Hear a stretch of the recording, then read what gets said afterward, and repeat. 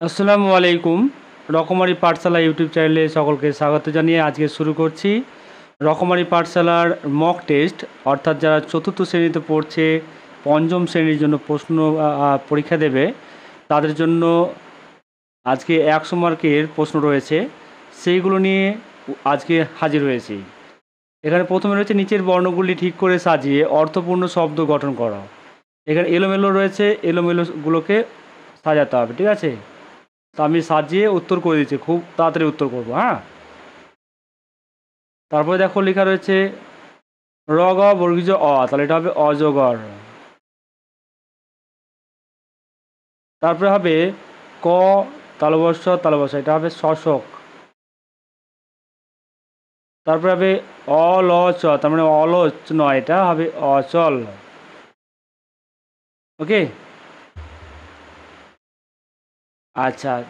তারপরে আমরা চলে যাবো প্রতিশব্দ। প্রতিশব্দ বলতে জলকে আর একটা কী নাম জানি, ঠিক আছে, জল। আচ্ছা, জলকে অনেকে বাড়ি বলে থাকে, বায়ুকে কি বলে থাকে, পবন। আমি উত্তরগুলো শুধু বলে যাব এবং খুব তাড়াতাড়ি বলে যাব, ঠিক আছে? আচ্ছা, তারপরে পবন মানে কি, পবনময় একই চলে আসছে, তাই তো? পবনময় বায়ু, হাওয়া বলতে পারি। ভুবন, পৃথিবী। ওকে, এবারে রয়েছে স্বরসন্ধি করে শব্দ গঠন করো। তাহলে রয়েছে রামযুক্ত ঈশ্বর, রামেশ্বর। তারপর রয়েছে বিদ্যাযুক্ত আলয়, তখন হচ্ছে বিদ্যালয়। তারপরে রাজাযুক্ত ইন্দ্র, রাজেন্দ্র, ঠিক আছে? এবার চলে যাওয়া বিপরীত শব্দ। ছোটোর বিপরীত হচ্ছে বড়, তাই তো?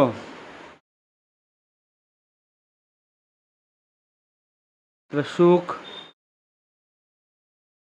অসুখ।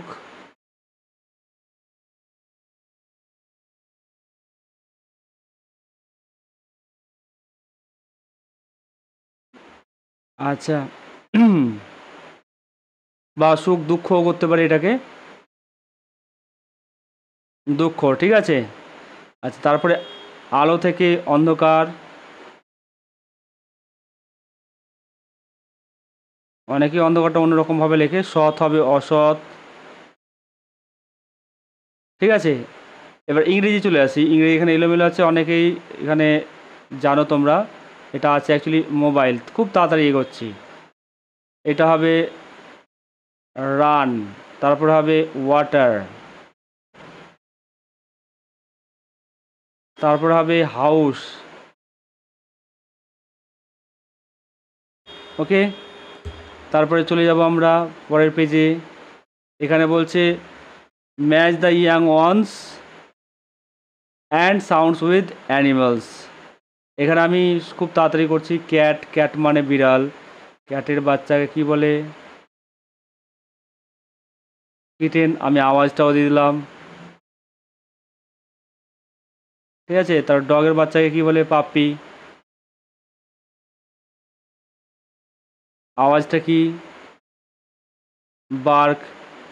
কাকের অ্যাকচুয়ালি বাচ্চাকে কি বলে? চিক। উত্তর এটা যদিও মাঝেরটা এটা না লিখলে হবে, ঠিক আছে, আমি তবুও দিয়ে দিলাম। এখানে দুটো উচ্চারণ হতে পারে, ক বা ক, তবে এটা বেশিরভাগই থাকতে পারে।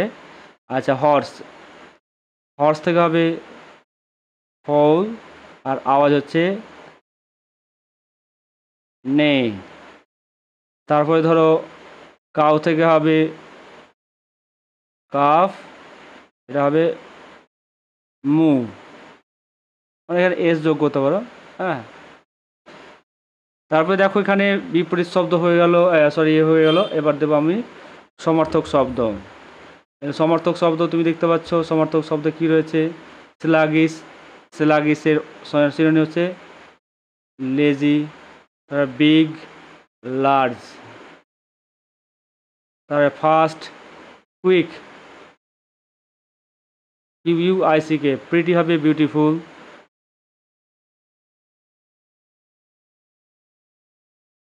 তোমাদের আবারও বলছি, তোমরা যদি চ্যানেলে নতুন হয়ে থাকো অবশ্যই সাবস্ক্রাইব করে নেবে এবং পাশে থাকা বেল বাটনে ক্লিক করে নেবে এবং অবশ্যই লাইক দেবে, ঠিক আছে।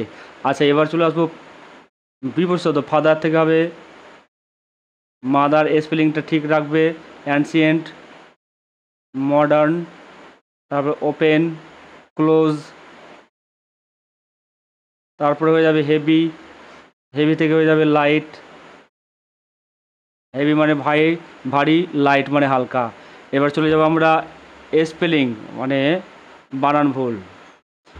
এখানে রয়েছে অ্যাকচুয়ালি ফ্রুট, FRUIT, তারপর রয়েছে বিউটিফুল, BEAUTIFUL, বিউটিফুল। তারপর রয়েছে অ্যানিম্যাল, সরি এখানে একটা বানান ভুল হয়ে গেল, তাই একটু ঠিক করে নিয়েছি, হ্যাঁ। অ্যানিম্যাল, ANIMAL, তারপর হবে মর্নিং, MORNING। এবার বলছে মেক সেন্টেন্সেস, বাক্য তৈরি করতে হবে, মানে বাক্য রচনা, ঠিক আছে। একটা অর্ডার দিয়ে দিবে, সেখানে বাক্য রচনা।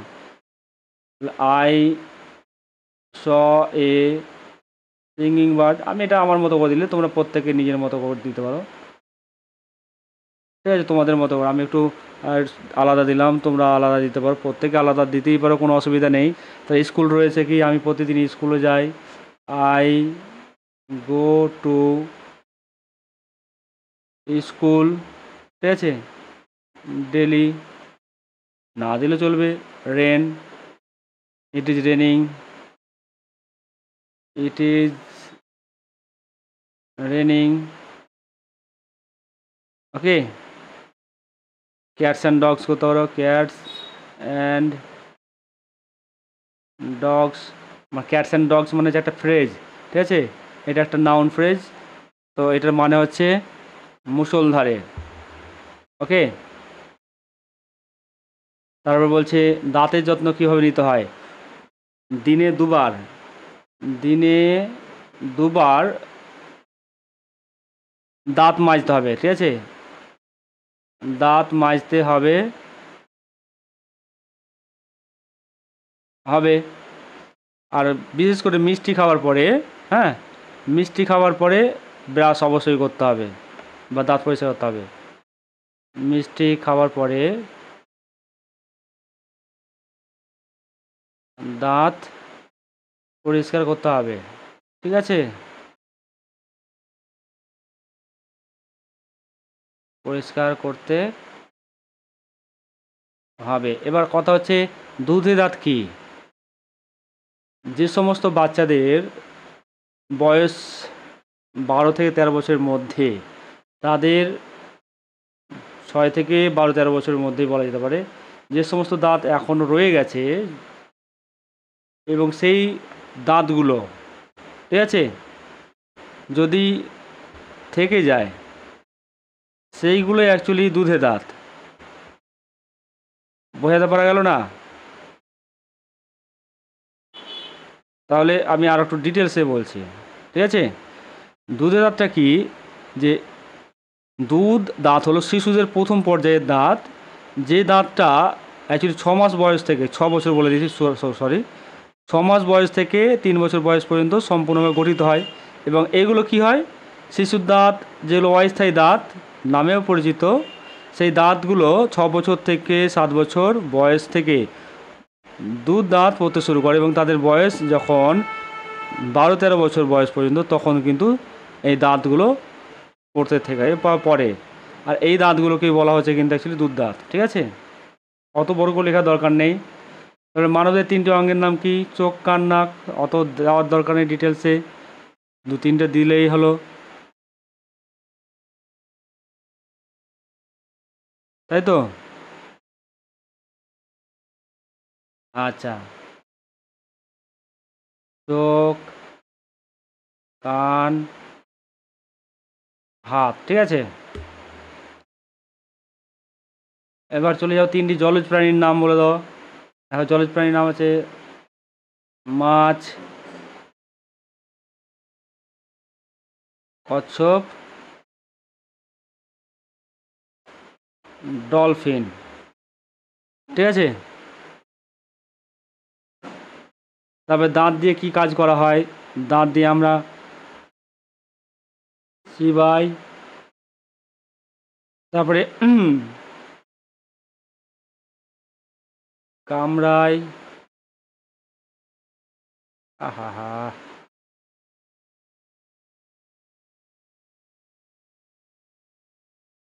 কামড়াই, দাঁত দিয়ে ছিঁড়ে ফেলি।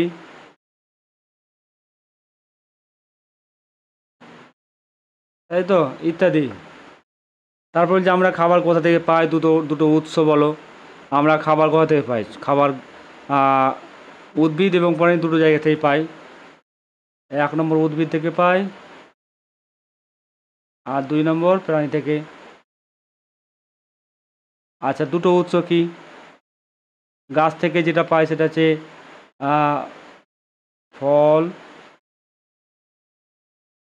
শাক সবজি। ওকে। আর প্রাণী থেকে কি পাই? দুধ, মাংস।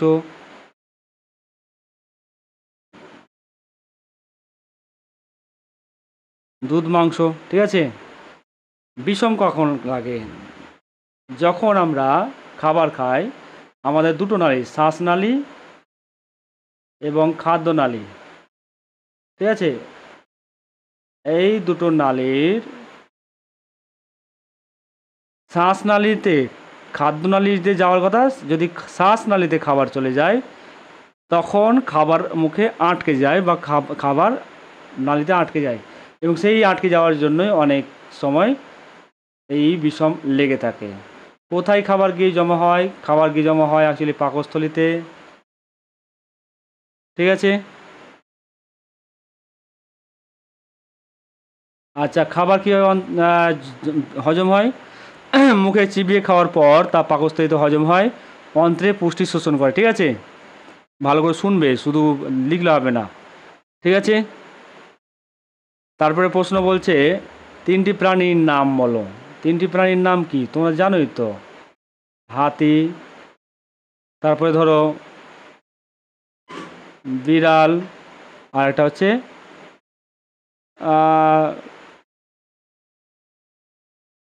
বাঘ দিয়ে দিলাম, সরি। হাতি, বিড়াল, বাঘ। হাতি চিনবে সুর আছে, তাই তো। বিড়াল চিনবে কি? বিড়ালের অবশ্যই সুর না থাকলেও কিন্তু ওদের কিন্তু মুখের চারিদিকে লোম আছে, যেগুলোতে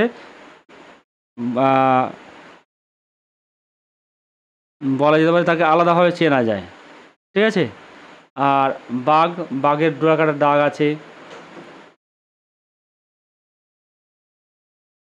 আর একটা জিনিস, যদি খাদ্যাভ্যাস দিয়ে দেখো তাহলে হাতি গাছের পাতা খায়, বিড়াল দুধ খায়, আর বাঘ মাংস খায়।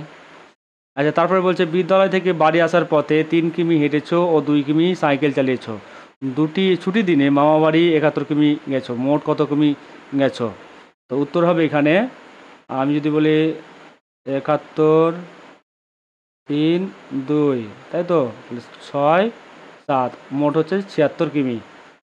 তারপরে প্রশ্ন চলো। প্রদর্শনীতে 20টি খেলনা 5 টাকায় বিক্রি হয়েছে, 5টি মুখোশ 15 টাকায় বিক্রি হয়েছে। মোট কত টাকা পাওয়া গেল? তাহলে 20, 5 দিয়ে গুণ হয়েছে, 5 2 0, 5 2 10, 110 টাকা।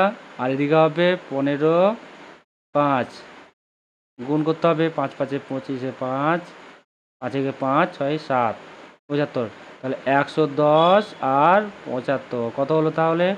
5 8 1, 100। মোট হচ্ছে 185 টাকা। 185 টাকা। তারপর বলছে এখানে দেখো, ভাগ করো, ভাগ শেষ লেখো।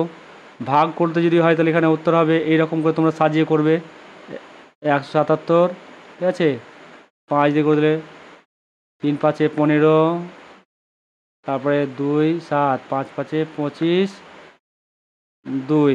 তাহলে এখানে উত্তর হচ্ছে ভাগ হলো 35 আর ভাগ শেষ হলো 2। ঠিক আছে, তাহলে হয়ে গেল 35 হচ্ছে ভাগ এবং ভাগ শেষ হচ্ছে 2। ঠিক আছে, ঠিক 221 যদি হয় তাহলে 221কে কীভাবে করা যায়? 221কে 6 দিয়ে যদি ভাগ করি, 3 6 18, 1 8, 4 1, 6 7 42 হচ্ছে না, 6 6 36। তাহলে হয়ে গেল এখানে কত? 5। ঠিক আছে, 41 থেকে 6 বাদ হচ্ছে 36 বাদ হচ্ছে অ্যাকচুয়ালি 5। তাহলে এখানে উত্তর হবে 36/5। ওকে, এরপরে প্রশ্ন চলে যাব। দেখো,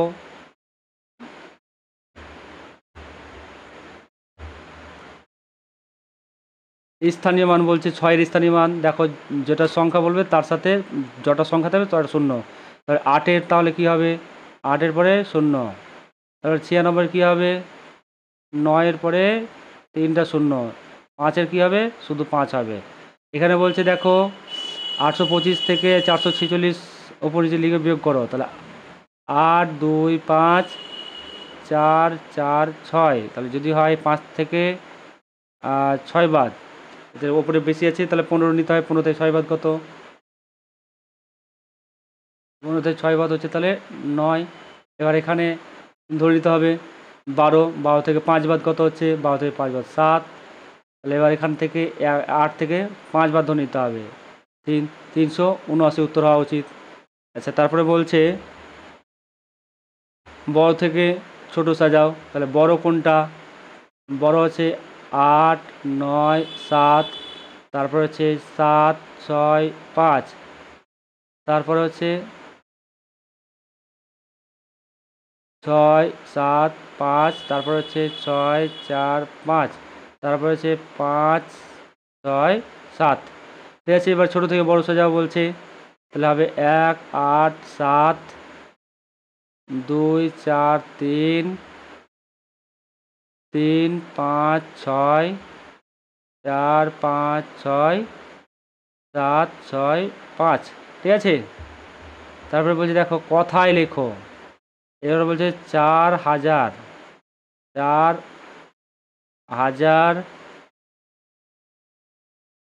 506। আচ্ছা, 6 হবে না, এটা 63 হবে। 563। ওকে, আচ্ছা, তারপরে লাস্ট কোশ্চেন। ক্রিকেট খেলায় বিরাট কোহলি 105 রান, শুভমান গিল 132 রান করলো, মোট কত রান করলো? লাগে বেশি বড়টাই লিখি। তারপর হচ্ছে 105। তাহলে হয়ে গেল 7 3 2। মোট উত্তর রান হচ্ছে 237 রান করেছে। ঠিক আছে, তাহলে এটা হলো আজকের প্রশ্ন, অর্থাৎ আজকের মক টেস্টের পুরো উত্তর। আমি আবার প্রথম থেকে একদম দেখিয়ে দিচ্ছি। ঠিক আছে, তা এটা হচ্ছে মক টেস্টের প্রশ্ন উত্তর। ঠিক আছে, তোমরা ভালোভাবে কিন্তু উত্তরগুলো সাজিয়ে নাও। ঠিক আছে, আমি কিন্তু এটা তোমাদের একটু বোঝার জন্য দিয়েছি, কারণ আমি কথা বলেছি, কথা বলে বলে উত্তর করেছি। তাই কোনো লেখা যদি বুঝতে অসুবিধা হয় অবশ্যই কমেন্ট করবে।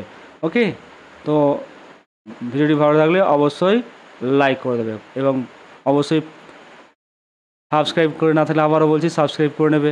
ওকে, আজকের মতো এই পর্যন্ত। ভালো থেকো, সুস্থ থেকো, আল্লাহ হাফেজ, আসসালামু আলাইকুম।